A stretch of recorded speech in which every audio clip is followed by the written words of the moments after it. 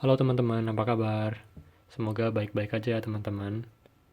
Nah, pada kesempatan hari ini, eh, kesempatan pagi ini pagi nggak sih? Eh, Sebenarnya udah jam segini sih, udah mau siang tapi nggak apa lah ya. Pada kesempatan siang hari ini, aku akan menjelaskan beberapa materi tentang kalkulus vektor. Materi ini kita sebenarnya sudah dipelajari sebelum UTS, jadi seperti mengulang gitulah ya. Oke teman-teman, tanpa membuang banyak waktu, mari kita mulai ke materinya. Let's go guys. Nah, ini teman-teman. Uh, untuk sebelum kita mulai, aku cuma mau bilang bahwa mic-nya ini mungkin suaranya berbeda ya dengan yang tadi. Soalnya ini pakai recording dari screen laptop, jadi mungkin kalau tadi kan pakai HP, jadi mungkin kualitas suaranya agak berbeda.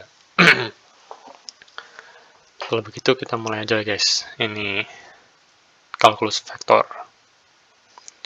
Nah, apa itu kalkulus vektor? Yang jelas, kalkulus vektor itu kalau dengar kata vektor itu kan apa ya? Kalau yang suka editing video atau Photoshop gitu, mungkin dengar kata vektor itu kebayangnya kayak ini, yang gambar sebelah kiri ini, uh, seperti foto atau stiker-stiker begitu.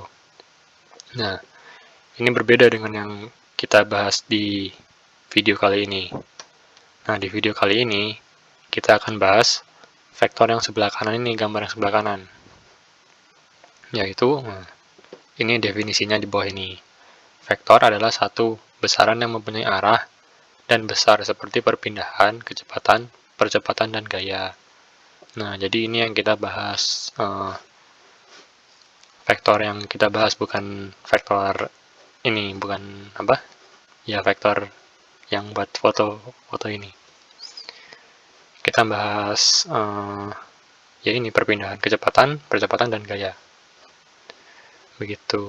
Ini fotonya, gambar sebelah kanan ini. Kan ada arahnya dari A ke B. Nah, biasanya notasinya itu seperti ini.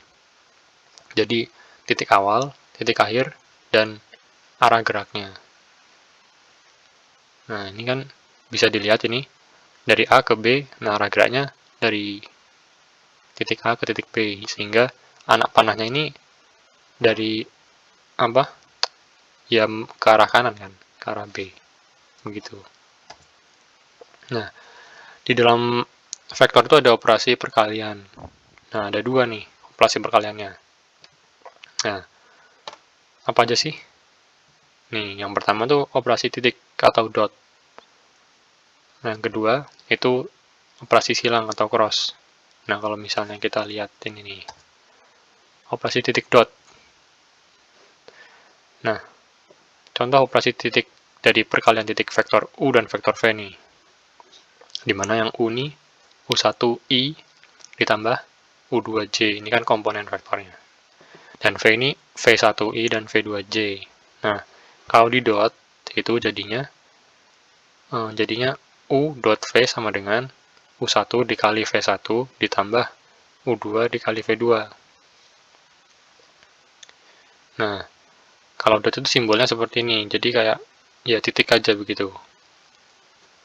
Dan komponen vektor misalnya yang I dikalikan dengan yang I, yang J dikalikan dengan yang J, sehingga menghasilkan seperti ini. Nah, selain itu, ini berdasarkan definisi dot produk, maka didapatkan juga rumus seperti ini. Yang ini kan berguna untuk ketika kita akan mencari sudut atau apa ya namanya itu, terminan vektor kalau tidak salah. Nah, seperti itu. Atau apa ya? Ya, seperti itulah. Nah, di bawah ini ada beberapa definisinya. Bisa dilihat, teman-teman. Dan kemudian, yang operasi silang. Nah, ini adalah contoh operasi vektor R3. operasi silang vektor R3. Nah, bisa dilihat ini U-nya, A, B, C, I, J, K, komponen-komponennya, dan V, P, Q, R. Nah, makanya definisi cross product adalah, nah, seperti ini. Ini, kalau tadi kan yang dot product kan titik ya. Nah, sekarang ini dia bentuknya silang, seperti ya kayak simbol kali kalau seperti pas SD begitu. Kalau teman-teman biasanya kan anak-anak suka tulisan begini. Nah, terus, nah ini, maaf,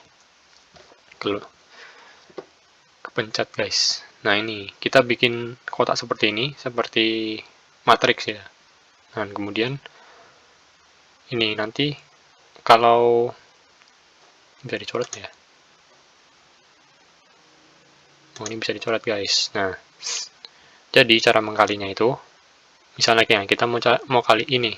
Nah, I-nya kita coret sini. Seperti ini. Jadinya kan B dikali R dan C dikali Q. Nah, itu buat komponen I-nya, hasilnya nanti. Nah, kemudian kalau kita mau yang J bagaimana? Nah, kalau yang J nanti kita coret yang J nih. Coret yang J, sisanya apa? Sisanya kan A, C, P, sama R. Nah, udah kita kali aja. A dikali R, C dikali P, jadi yang J. Nah, kemudian kalau kita mau cari K, sama seperti tadi. Coret yang ini, coret yang ini. Ini A dikali, kan sisanya tadi yang dicoretan ini ya.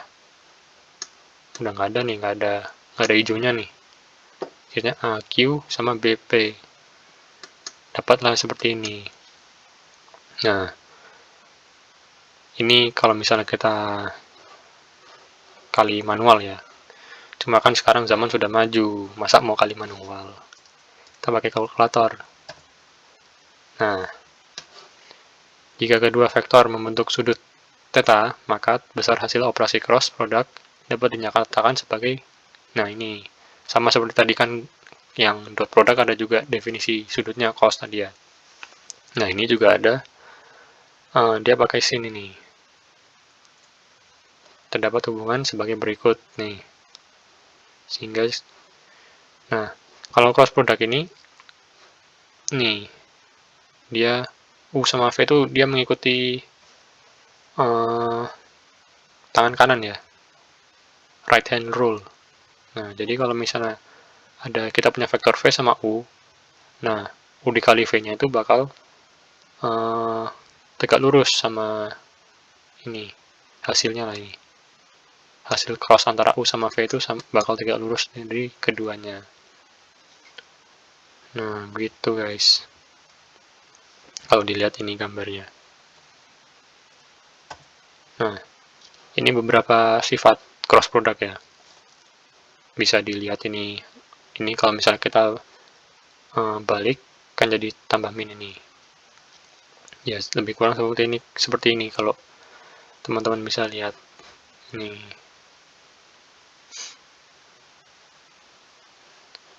Nah, kemudian kita berpindah ke proyeksi vektor.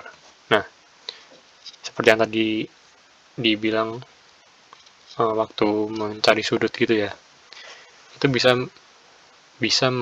kita bisa menggunakan rumus yang tadi, yang ada sudut sin atau cos tadi itu, untuk mencari proyeksi vektor. Karena terkadang ada soal itu dia diberi sudut berapa, terus tentukan proyeksinya di bidang ini atau apa gitu kan. Nah, misalnya terdapat dua buah vektor nih, U sama V. Ini komponennya. Nah, besar vektor U sama vektor V kan kita di magnitudenya ya. Sudah tahu lah teman-teman. Tinggal di rumusnya tuh kayak Pythagoras ini kan, dikuadratin ditambah terus diakar. Itu dapat magnitudenya. Nah, sudutnya ini seperti tadi yang rumus dot tadi kan. Kita pindah-pindah, dapatlah cos sama dengan U dot V per magnitud U sama magnitud V. Nah, Ini vektor satuan V. Proyeksi vektor U terhadap vektor V adalah, nih, seperti tadi dipindah-pindah aja. Sehingga dapatnya sekian. Nah, sorry guys. Hasil akhirnya ini. Sorry. Ini 8. Nah, kan ini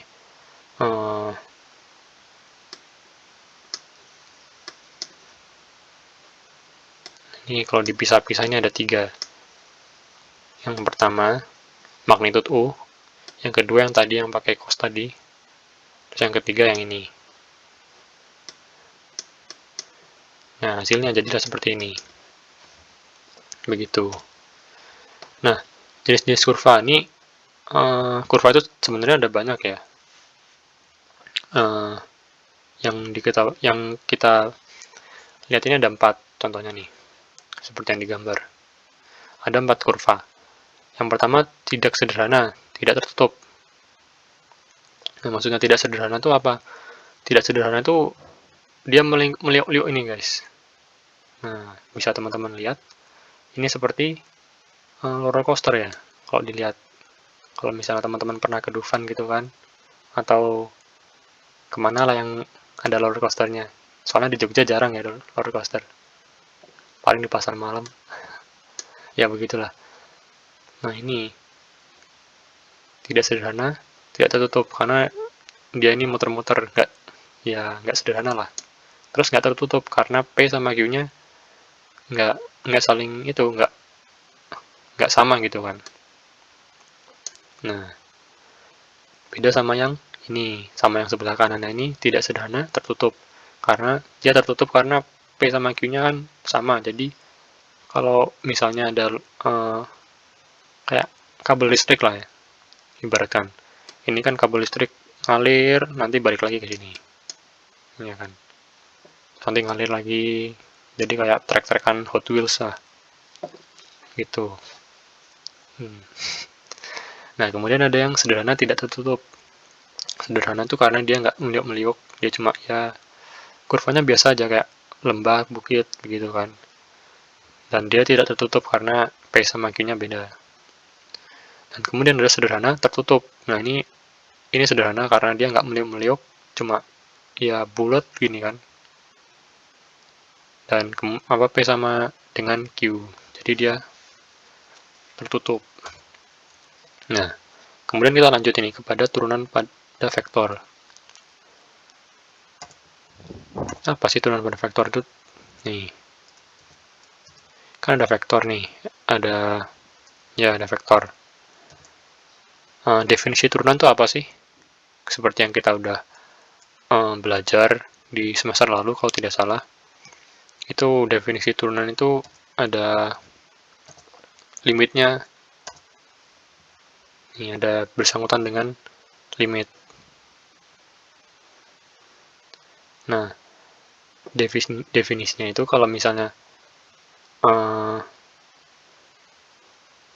vektor f, ini ya, vektor f ini memiliki limit di C. Nah, komponennya itu juga harus memiliki limit di C. Gitu. Nah, ini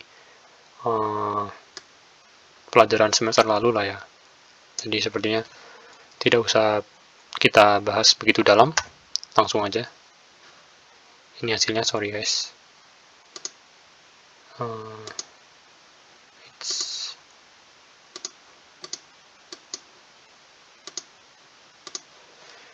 Nah, begitu.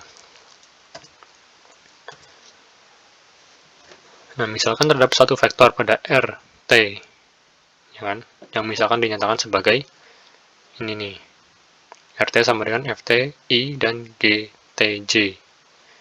Maka RT bergerak dalam selang waktu H. Maka kedudukan yang baru adalah sebagaimana ditunjukkan pada gambar samping. Nah, ini. Dia kan awalnya di sini nih. Terus dia bergerak nih sepanjang dalam selang waktu H. Berarti kan ini RT sama tambah H. Nah, kecepatannya itu bisa dinyatakan dengan menurunkan kecepatannya. Sorry guys. Ini kan kecepatannya ya guys. Nah, kita mau tahu percepatannya. Percepatannya itu bisa dicari dengan menurunkan kecepatannya. Seperti ini yang bisa kita lihat di layar. Nah, ini kan kita turunkan masing-masing komponennya. I sama J kita turunkan. Sehingga kita dapat seperti ini guys. Hasilnya. Nah, ini nanti jadi percepatannya. Oke. Nah, setelah kita membahas tentang materinya, nah kita coba nih teman-teman. Kita coba garap soalnya deh. Nih, soal pertama nih.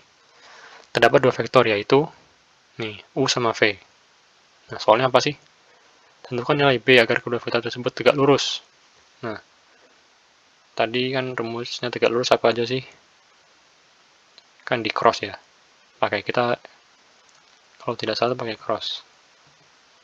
Oh, salah. Maaf. Bisa pakai cross, bisa pakai ini, bisa pakai dot. Tergantung kasusnya nanti teman-teman. Ya. Nah, kalau ini kan tadi ada rumus yang cos itu bisa kita gunakan juga sebenarnya. Nah, kalau misalnya kita pakai rumus yang tadi, dot, kita bisa pakai cara seperti ini. Nah, sehingga kalau dia tegak lurus ya, kan cos 90 itu kan 0.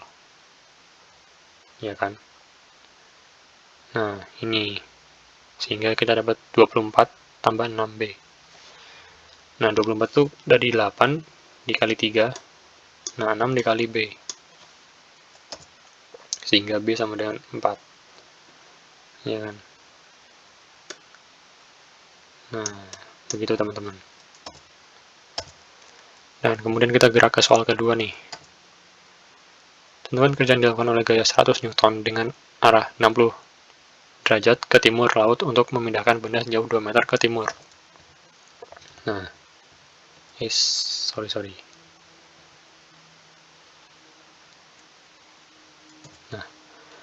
Nah, kita punya beban gaya 100 Newton nih. F-nya 100 Newton. Terus D itu jaraknya 2 meter dan theta sudutnya 60. Usahakan gaya dikali jarak ya. Nah, kalau di sini kan kita lihat F dikali D, dia pakai dot. Sehingga seperti ini teman-teman. F dikali D dikoskan sama dengan dikoskan 60 derajat tadi. Nah, cos 60 derajat kan setengah. Sehingga nanti dicoret sama 2 meter ini. Nah, sisanya kan tinggal 100. Jadilah 100 joule W-nya. Gitu teman-teman. Soal ketiga nih. Hitung U. Nah, ini udah yang cross. Hitung U cross V. Jika U sama dengan ini dan V-nya ini. Nah, seperti yang tadi dijelasin tadi di depan kan. U cross V itu kan bisa kita nanti I, J, K, nanti 3 berapa gitu kan. Dilanjut nanti. Nah, hasilnya nanti bakal seperti ini teman-teman. Nah, ini kan cuma tinggal dikali, ditambah, dikurang begitu kan. Nah, di sini nih harus teliti teman-teman. Karena terkadang kalau misalnya kita miss itu bisa kacau lah apa hasil akhirnya. Nah, di sini kita bisa dapat jawabannya seperti ini. Nah, soal keempat nih. Wah, ini lumayan advance nih. X sama dengan A cos T. Y sama dengan B sin T. Tentulah persamaan kurva yang hanya mengandung variabel X dan Y. Nah, ini sekian nih. Nah, jika X dan Y masing-masing dibulatkan, maka akan didapatkan seperti ini.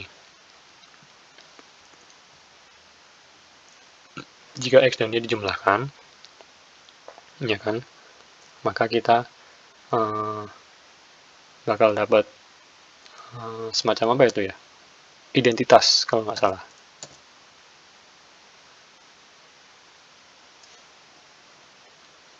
Oh, sebentar.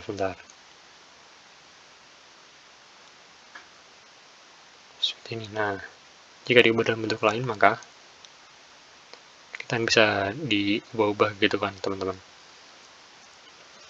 Seperti ini. Ibaratnya ini yang x kuadrat, dan ini yang y kuadrat. Nah, nanti kalau misalnya diubah kan dapatnya gitu. Nah, penjumlahan cos kuadrat dan sin kuadrat t akan menghasilkan ini nih. Kan pakai identitas ini. Sama dengan 1 cos kuadrat tambah sin kuadrat 1. Sehingga kita dapatlah ini persamaan kurvanya. Itu teman-teman. Nah, sekarang kita lanjut ke soal berikutnya nih. Soal tadi turunan. Yuk kita lanjut. Kita sekarang akan mengerjakan soal turunan nih. Ya. Oke. Kita bakal nyari turunan pertama dan turunan kedua nih. Cari R aksen dan R double aksen. Nah, yang pertama nih. R-nya sama dengan sebentar. RT kok salah sih. RT sama dengan 3T plus 4 pangkat 3 I ditambah T pangkat T kuadrat pangkat kuadrat J. Nah, kita cari turunan pertamanya gimana nih? Nah, kalau misalnya teman-teman udah belajar turunan kan ini nih, pangkatnya kita turunin nih, ya kan? Terus dalamnya ini masih tetap, terus pangkatnya kita kurangin jadinya 2. Terus yang dalam 3T-nya kan jadi turunan berantai lah ya, kalau teman-teman tahu. Nah, hasilnya seperti ini. Nah, kalau yang ini jadinya 2T eksponensial T kuadrat eksponensial pangkat T pangkat 2. Nah, ini kayak gini kan kalau teman-teman diatur ulang lah ya, itu jadi seperti ini. Nah, ini yang sorry ini harusnya I ditambah 2T T kuadrat J. Nah, itu yang untuk yang R1 R aksen. Nah, untuk yang R double aksen ya kita tinggal turunin aja yang R aksen tadi, diturunkan 2 diturunkan jadinya kan 18 ya, ini 2 turun kali 9 18. Terus di dalamnya kan ada 3 dikali 3 jadinya berapa? 9 kali 6 lah 54. Kita langsung aja ya, soalnya kan teman-teman pasti pada pinter juga kan di sini. Nah, ini tambah 4 kali I tambah 4 eksponensial T kuadrat kali T kuadrat tambah 2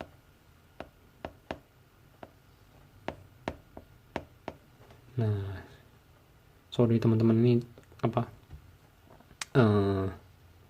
tulisannya agak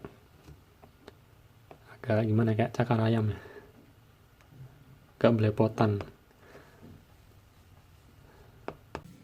Nah, mungkin seperti itu ya teman-teman pembahasan kalkulus vektor kita pada hari ini. Walaupun tidak terlalu mendalam atau mungkin tidak terlalu banyak, tapi saya berharap materi yang disampaikan tadi bisa bermanfaat bagi teman-teman ya.